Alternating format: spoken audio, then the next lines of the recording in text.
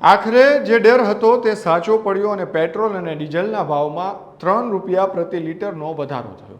જોકે લોકોને હજુ પણ આ ભાવમાં વધારો થાય તેવો ડર છે, કારણ કે એવા રિપોર્ટ્સ હતા કે ભાવમાં મોટો વધારો થવાનો છે. ત્યારે હજુ પણ મોટો વધારો થશે કે કેમ, આ એટલા માટે અમે કહી રહ્યા છીએ કે આની પાછળ અનેક કારણો છે. તે કારણો શું છે એ આવો જાણીએ.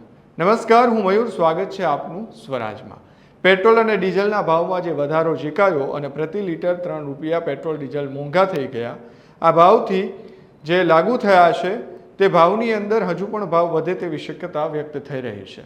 પહેલાં એવી આશંકા વ્યક્ત કરાઈ હતી કે પેટ્રોલ ડીઝલના ભાવમાં ₹5 થી ₹20નો વધારો થઈ શકે છે.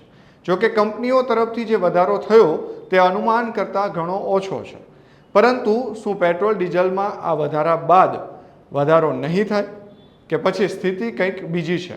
અત્રે જણાવવાનું છે કે આવો સવાલ એટલા માટે પણ થઈ રહ્યો છે કારણ કે મિડલ ઇસ્ટમાં તણાવને પગલે જે ઓઇલ અને ગેસ સંકટ ઊભું થયું છે તે હજુ પણ યથાવત જ છે. અમેરિકા અને ઈરાન વચ્ચે હજુ પણ તલવારો ખેંચાયેલી જ છે. હોર્મુઝ સ્ટ્રેટમાં પણ ચિંતાની સ્થિતિ છે. હાલમાં જ ભારતના જહાજ પર હુમલો થયો, ત્યારે એ જાણીએ કે ઓઇલ કંપનીઓ પાસે તેમને થઈ રહેલા નુકસાનની ભરપાઈ કરવા કઈ રીતે થઈ શકે અને તેમની પાસે ભાવ વધારાના કયા ફોર્મ્યુલા રહેલા છે. શું ભાવ વધારાથી નુકસાનીનો ભરપાઈ થઈ જશે? આ સવાલ થઈ રહ્યો છે. અમેરિકા અને ઈરાન વચ્ચે હજુ પણ તંગ પરિસ્થિતિ છે અને હોર્મુઝ સ્ટ્રેટ બંધ થવાથી પેટ્રોલિયમ કંપનીઓને ખૂબ નુકસાન પણ થઈ રહ્યું છે.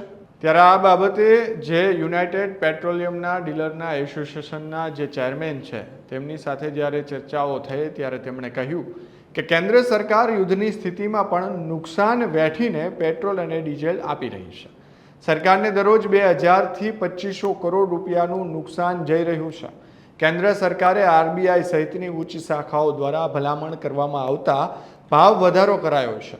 ભાવ વધારા બાદ પણ કેન્દ્ર સરકારને પ્રતિ લિટર ડીઝલમાં ₹37 જ્યારે પ્રતિ લિટર પેટ્રોલમાં ₹17નું હજુ પણ નુકસાન થઈ રહ્યું છે.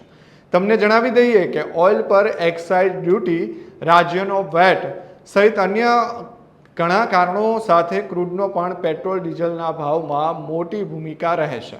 એક્સપર્ટનું માનીએ તો વૈશ્વિક સ્તરે ક્રૂડ $1 પણ મોંઘું થાય તો દેશમાં પેટ્રોલ અને ડીઝલના ભાવ 50 થી 60 પૈસા પ્રતિ લિટર વધવાની સંભાવના રહે છે.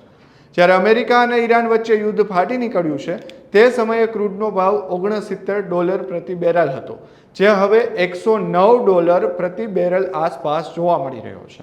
નોંધનીય છે કે પહેલા દેશમાં સરકાર ઓઇલના ભાવને કાબૂમાં રાખતી હતી અને તેમાં સંશોધન કરતી હતી, પરંતુ 2010 અને 2014માં પેટ્રોલ અને ડીઝલના ભાવમાં સંશોધન OMCHના હવાલે કરી દેવાયો. એટલે કે ત્યારથી ઓઇલ કંપનીઓ ક્યારે કેટલો ભાવ વધારવો કે ઘટાડવો તેના માટે સ્વતંત્ર છે.